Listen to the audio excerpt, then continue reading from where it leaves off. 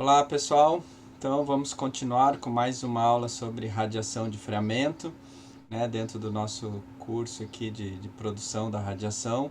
Vamos então reforçar os conhecimentos aqui, já que é uma questão de física, um fenômeno físico, é um pouquinho complicado, né? A gente sabe, a gente vai se apropriando, né, das informações aos poucos. Certo? Então, lembrando, o que a gente tem? Tem um canhão de elétrons, né? Pode ser um filamento, pode ser uma placa aquecida, enfim, há várias maneiras de você jogar os elétrons, né, a partir de um canhão que é negativo para o alvo que é positivo, né? O que atrai os elétrons é o fato de ser positivo. Então, as lâmpadas fluorescentes, por exemplo, também funcionam assim, tá? Essas PLs, né, as compactas, as antigas de tubo comprido também funcionam desse jeito. Você tem um canhão de elétrons lá dentro, ninguém chama, né? Mas você tem lá um filamento aquecido e você tem uma corrente elétrica por causa dos 127 volts ou 220 volts de diferença de potencial. Então esses elétrons aqui vão, a gente diz popularmente, colidir com o alvo, né, o nosso ânodo aqui basicamente de tungstênio, se for uma radiologia convencional, um molibdênio, se for mamografia, por exemplo, tá? Então vão colidir e vão produzir a radiação. E como é que eles podem então produzir essa radiação? Certo? Primeiro, sempre lembrando, os milhares de volts que a gente precisa para raio-x. Tá? 127 volts ou 220 volts é o suficiente para produzir luz dentro das lâmpadas, certo? Mas para produzir raio-x, é considerado raio-x aí acima de, às vezes, 1000 volts, né? Principalmente para fazer uma imagem, né? Teria que ser no mínimo uns 1000 volts. Mas embora que não tenha uma divisão muito certa, mas às vezes até com 500 volts você já teria raio-x. Mas enfim. Tá? O que a gente quer é 70.000 volts, 50.000 volts, 100.000 volts. Bom, lembrando que você tem uma diferença de potencial de 100.000 volts, o que vai fazer? Vai dar velocidade aos elétrons, certo? Então os elétrons são atraídos pela diferença de potencial, que é uma energia, né? A gente já aprendeu que isso é uma energia potencial. Então essa energia potencial é transformada em energia cinética, certo? Velocidade para os elétrons. Muito bem, essa velocidade é de bilhões de quilômetros por hora, tá? Então é muita velocidade. E aqui a gente tem então convertendo a energia por massa, velocidade ao quadrado, dividido por 2, joga para cá, joga para lá. A gente tem então que a velocidade a 1 elétron-volt, certo? Praticamente a luz aqui mais ou menos tem 1 elétron-volt, um pouco menos por aí. Você tem 100 bilhões, né? Mil, milhões, bilhões, 100 bilhões, 10 na 6, 100 bilhões de quilômetros por hora esse elétron. E vejam, como eu tenho velocidade ao quadrado igual a energia, certo? Então veja que se eu multiplico por 10 essa velocidade, que eu saio de 100 e vou para 1, aqui é 100 milhões, desculpa, 100 milhões, aqui eu vou para 1 bilhão. 100 mil milhões, isso. 100 milhões, eu vou para 1 bilhão, ou seja, eu multipliquei por 10 a velocidade, a minha energia vai de 1 para 100, tá? Elétron-volts. Então, à medida que eu vou aumentando 10 vezes a energia de 1000 volts para 10.000, para 100.000, 1 milhão, eu vou multiplicando a cada 10, vou multiplicando por 3,33 mais ou menos a velocidade. Tá? Então a gente trabalha aqui nessa faixa, basicamente, né? Ou melhor, seria até aqui, né? De 30 a 130, alguma coisa assim. Então nessa faixa de energia para a radiação X. Então veja, no início, se eu fosse contar que a velocidade é muito baixinha, mas depois ela sobe rapidamente, se fosse numa escala linear aqui de velocidade. Se eu botar na escala logarítmica, fica mais fácil a gente ver que multiplicando por 100 energia, 10 vezes a velocidade, né? Ou cada vez que aumenta 10 vezes a velocidade é porque eu tenho 100 vezes a energia. Por que isso aqui é importante? Para a gente entender o processo ao contrário. Se o elétron diminuir a velocidade, o que que acontece? Ele tem que perder energia, tá? Esse é o importante aqui da gente chamar a atenção em questão da velocidade. Então, se ele perde energia, desculpa, se ele perde velocidade, ele automaticamente perde energia. Também posso pensar que se ele perder energia, ele automaticamente tem que perder velocidade, tá? Então é isso que o elétron tem, essa forma de carregar energia que o elétron tem é carregar na forma de velocidade, tá? Ele não tem uma mochila onde ele bota mais ou menos energia e sai caminhando mais pesado, porque tem mais energia, mais leve, que tem menos... Não. Se ele ganhar energia, significa que ele ganhou velocidade, tá? Se ele perder energia, tem que perder velocidade. Ou se perder velocidade, tem que obrigatoriamente perder energia, certo? Muito bem. Então, o que que acontece? Eu jogo os elétrons até o alvo, e aqui o meu alvo não é mais aqui um ânodo metálico maciço. Nós estamos pensando num único átomo. Tá? Claro que ele vai interagir com milhões de átomos, mas vamos imaginar que eu tenho um elétron interagindo com um átomo. O que que pode acontecer? Primeiro, seguir reto. Lembre-se que o átomo é praticamente um espaço vazio, certo? Já comentou que só tem no núcleo lá, que está toda a massa, um pouquinho lá da eletrosfera.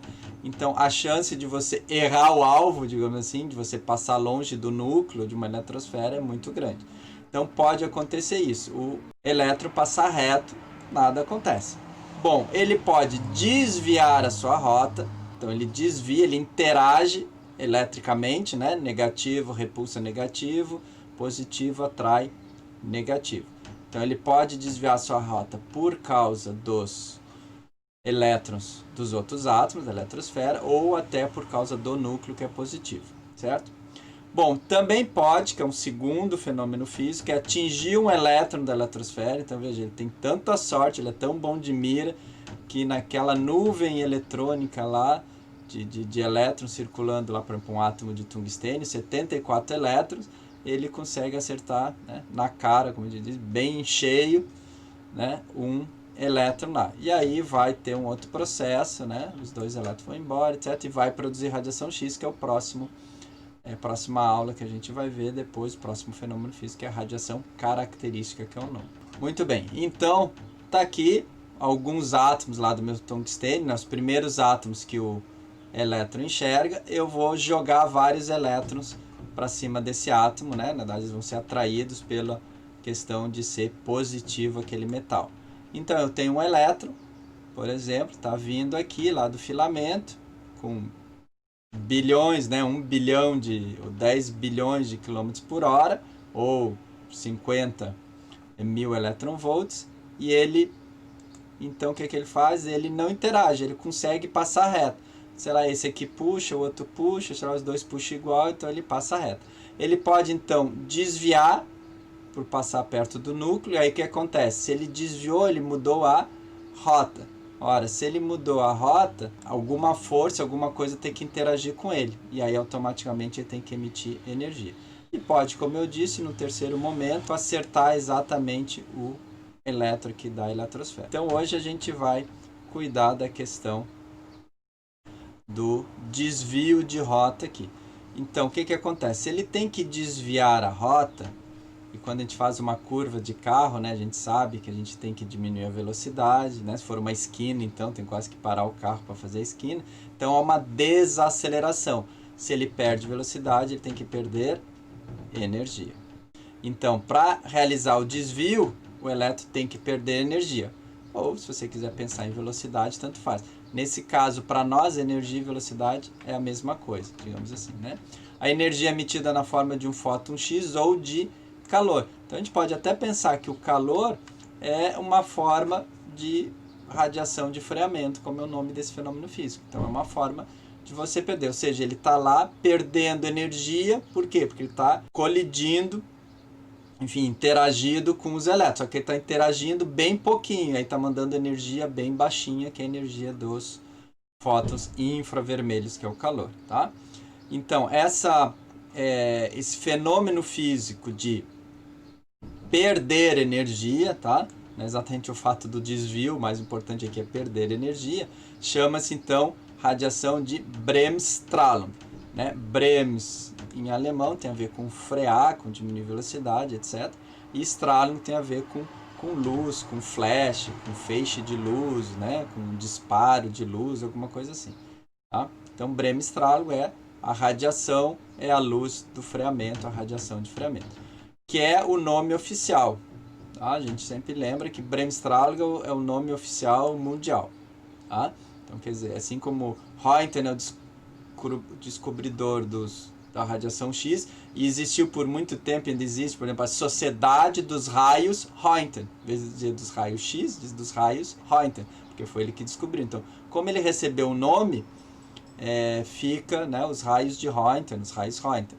Aqui é a mesma coisa. Quem descobriu, os alemães que descobriram, deram o nome de Bremsstrahlung e ficou. Né? E aí, claro que em português é radiação de freamento, mas em italiano, em francês, em japonês, em coreano, em espanhol, sempre você vai falar radiação de Bremsstrahlung. Claro que você vai explicar, como eu estou explicando para vocês, é uma radiação de freamento. Por quê? Porque é uma diminuição da velocidade. Então, eu diminuí a velocidade, eu freiei, né? Que a gente fala. Então, por isso que o nome é radiação de freamento. E quais são as características dessa radiação de freamento? Primeiro, se eu perco muita velocidade, eu perco muita energia. Isso acontece quando eu passo, por exemplo, muito próximo do núcleo.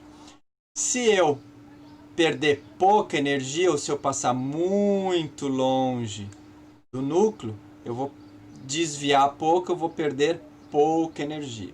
E aqui eu trouxe esse desenho aqui para chamar a atenção de algumas coisas interessantes. Primeiro, o que está escrito aqui? H-Ni, tá? Isso aqui parece um V, mas na realidade é a letra grega Ni. H-Ni igual E1 menos E2. Primeiro, por que é H-Ni? H-Ni é igual a energia, tá? H-Ni e energia é a mesma coisa. Então ele está dizendo o seguinte, que a energia do fóton, então essa energia aqui, esse fóton e esse aqui, é calculado pela diferença de energia. A energia que entrou, E1, ou que chegou aqui, a velocidade que chegou, que eu posso converter em energia, com a velocidade aqui, ou energia que está saindo. Então a diferença foi emitida. Por que se usa H-Ni? Primeiro, o Ni, só porque os físicos gostam de usar essa letra grega, na realidade é a nossa frequência. Então, eu posso deduzir que a energia que o fóton tem a ver com a frequência, ou a frequência de oscilação do fóton tem a ver com a sua energia. E o H é a constante de Planck, é um número, é simplesmente um número, que multiplicando um dá o outro. É como eu dizer assim, eu tenho quilômetros por hora para transformar em metros por segundo. É a mesma coisa. Metros por segundo, quilômetros por hora, o que eu tenho que fazer? Multiplica por 3,6. Então, a mesma coisa. Para mim transformar energia em frequência, frequência e energia, eu uso a constante de Planck.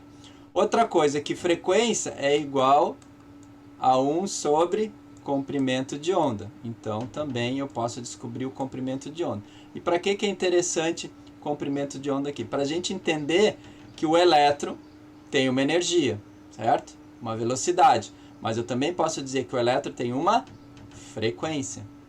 Se ele tem uma frequência, ele tem um comprimento de onda. Se ele tem um comprimento de onda, ele tem esse tamanho aqui, né? Essa distância aqui, certo? Que é o comprimento de onda. Então, quanto maior a energia, maior a frequência, menor o comprimento de onda. Ok? Menor o comprimento de onda.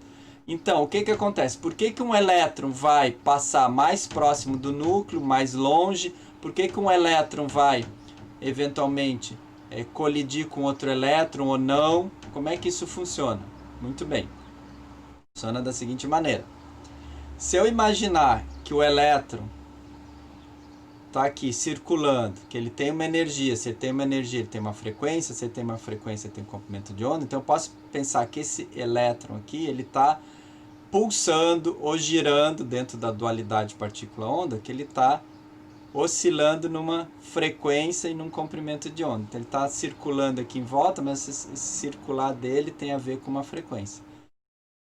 O meu elétron que está chegando aqui, que veio aqui, o que acontece? Ele tem uma energia, tem uma frequência, então ele tem um comprimento de onda. Então o que acontece? Se esse elétron está, digamos, vibrando numa frequência diferente dessa daqui, é mais difícil dele interagir, certo? É porque os dois estão, tipo, oscilando em frequência diferente, você não consegue, não estão em ressonância. Agora, se você consegue que os dois estão na mesma frequência, no mesmo comprimento de onda, é como se um enxergasse o outro. Um é muito pequenininho, o outro é muito grande. Ah, então pequenininho passa longe. Ah, o outro é pequeno e o outro é muito grande. Então você não interage, porque ele é tão grande que você não vê um elétron, você vê vários elétrons, você vê o átomo como um todo. Então quando o elétron tem baixa energia, ele tem baixa frequência, alto comprimento de onda. Então ele é grande, então ele não vê o elétron pequenininho.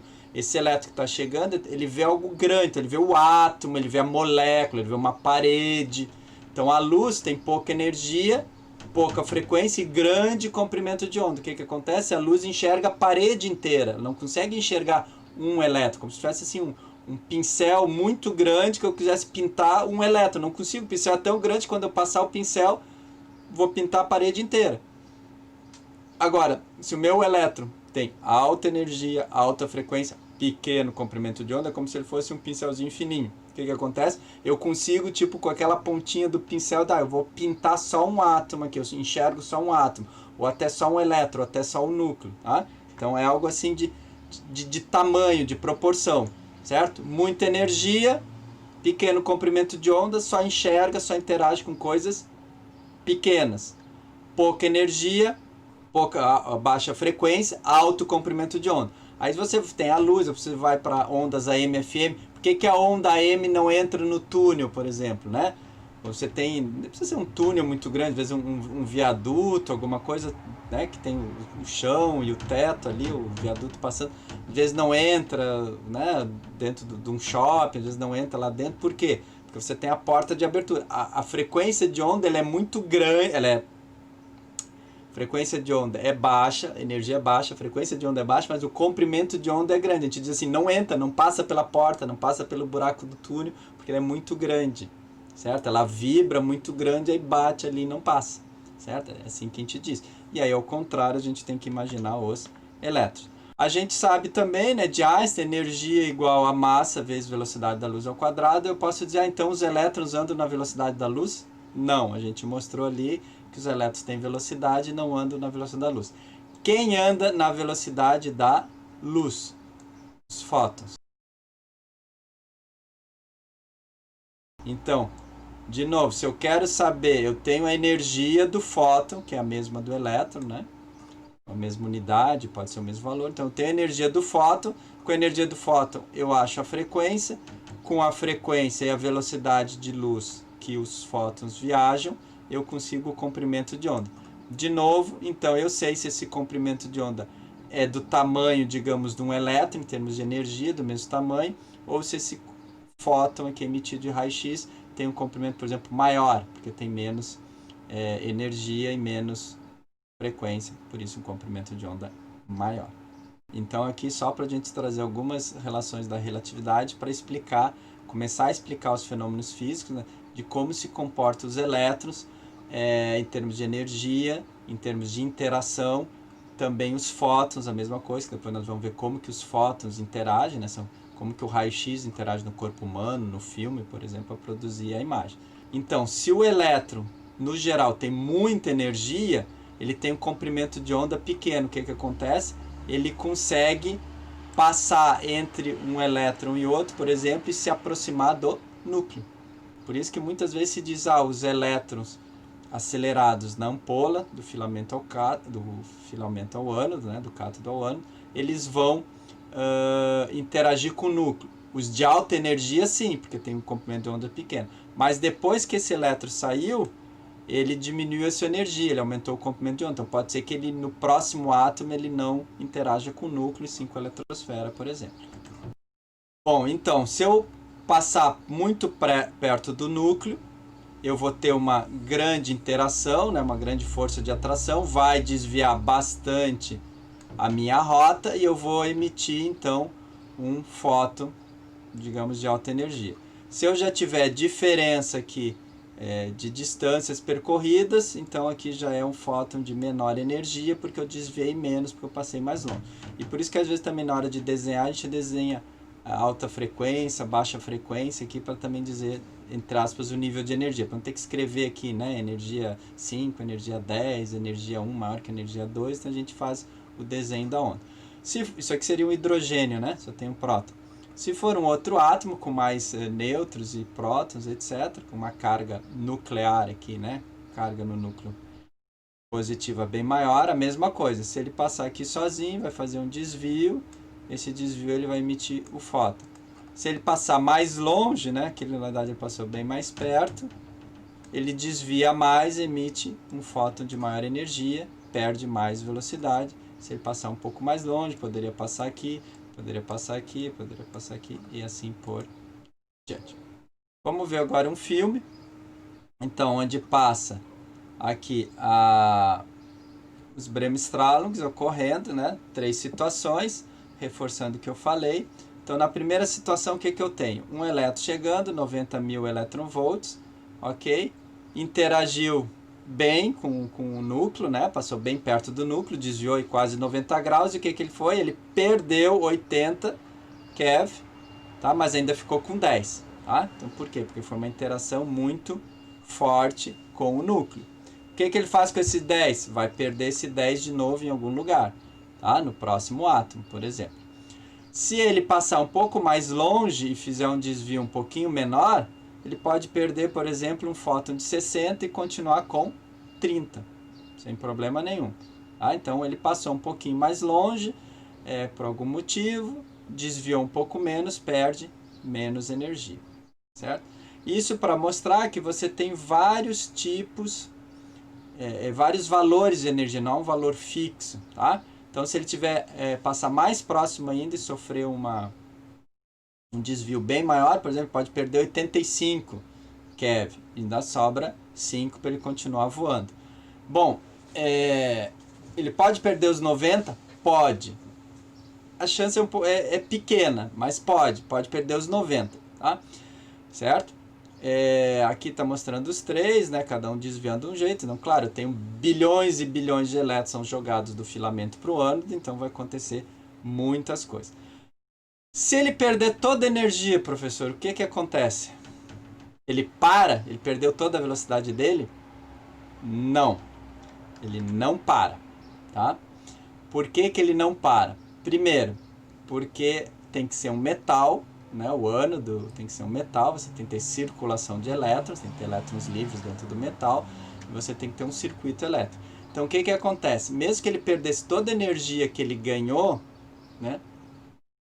Ainda dentro do ânodo, dentro do fio que sai do ânodo e vai até a mesa de comando, a unidade de comando, e da unidade de comando vai para a tomada elétrica, da tomada elétrica vai lá para Itaipu, Jorge Lacerda, gerador eólico, que você tiver o que for que está te dando energia, dentro desse fio, dentro do ânodo, sempre você vai ter alguma pequena diferença de potencial, certo? Isso a gente aprende, por exemplo, quando a gente faz instalação elétrica, a gente sabe, o chuveiro liga e a luz abaixa, né? A luz abaixa, às vezes dá até ruído antigamente, né? Dava ruído na televisão, um monte de coisa. Por quê? Porque você está puxando muita corrente pela fiação, e aí aqueles 5, 10, 20, 30 metros de fiação que você tem uma resistência. Passando um elétron, né? Corrente elétrica, resistência vezes corrente elétrica, tensão. Então, você tem 220 volts lá no poste, certo? Se você puxar uma corrente muito pequena, uma lâmpada aqui, uma televisão ali, outra lâmpada e tal, tranquilo. O 220 do poste aparece na lâmpada, 219,99, ou seja, o mesmo 220. Agora, quando você puxa, liga o ar-condicionado, liga o chuveiro elétrico, liga mais um ferro de passar roupa, um secador de cabelo, ao mesmo tempo, o que acontece? Você tem muita corrente elétrica passando lá pelos 20, 30 metros de fio que você tem, e aí essa corrente alta vezes a resistência do fio vai te dar 1, 2, 3, 4, 5 volts de perda. Então, teu 220 do poste vai chegar a 230 215, pode chegar até 210, enfim, se o fio não foi bem previsto, tudo bem calculado, ok? Então você tem essa perda.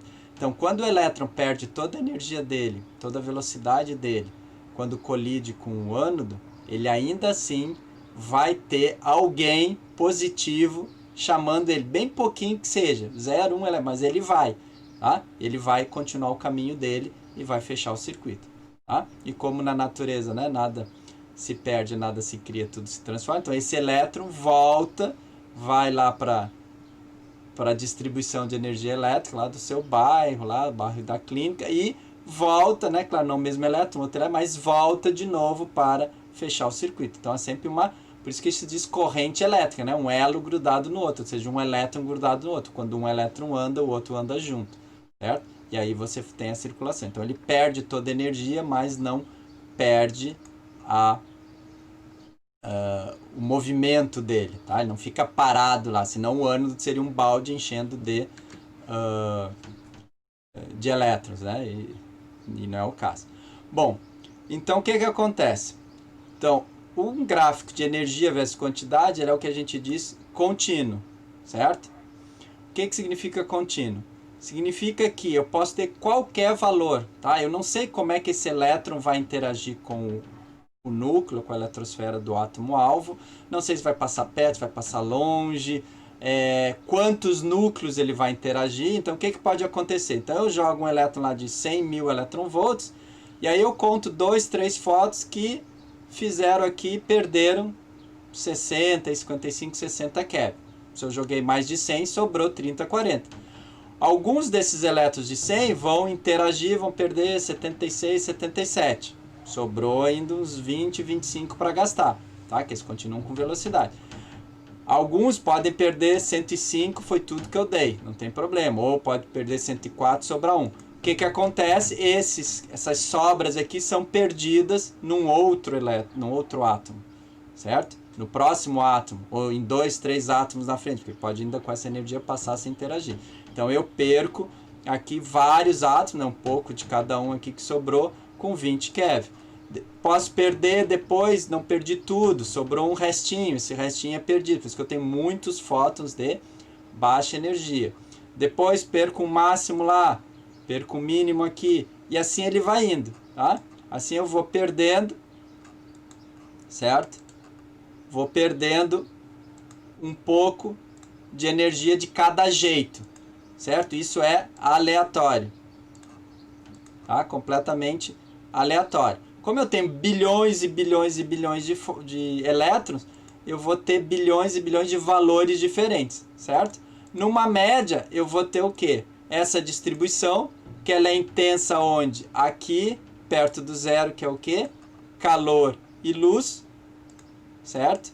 E vou ter distribuído aí ao longo do eixo aqui vários valores diferentes. Então, eu posso perder pouco e poucos fótons de alta energia, e posso perder muitos fótons e vou perder de baixa energia, inclusive calor.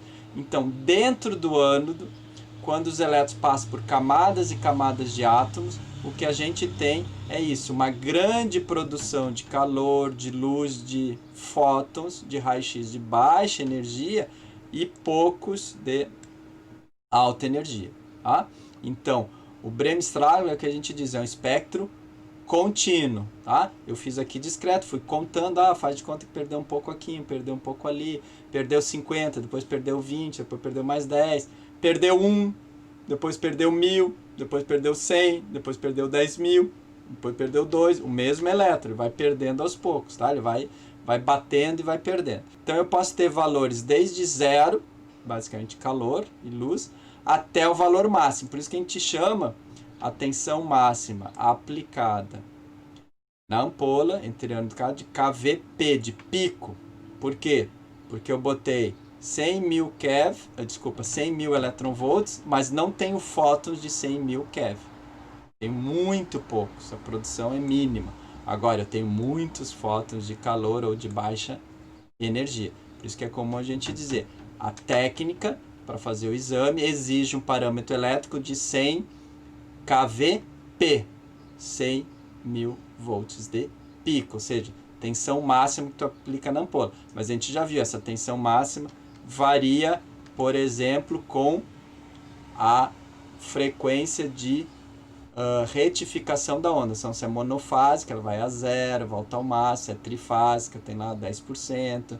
Se é hexafásica, nem isso 4%. Se é alta frequência, 1% ou menos. Né? Então, isso já é, de novo, eu já boto 100 mil, mas não tem 100 mil. Tem 99, 100, ou tenho 100 mil e tenho zero se for monofásico. Né? Então, tudo isso influencia. Por isso que a gente diz que é KVP, porque não é a média nem o valor principal da energia de radiação, tá? E sim o máximo que eu ponho na ampola e o máximo do fóton que eu posso ter, máxima energia.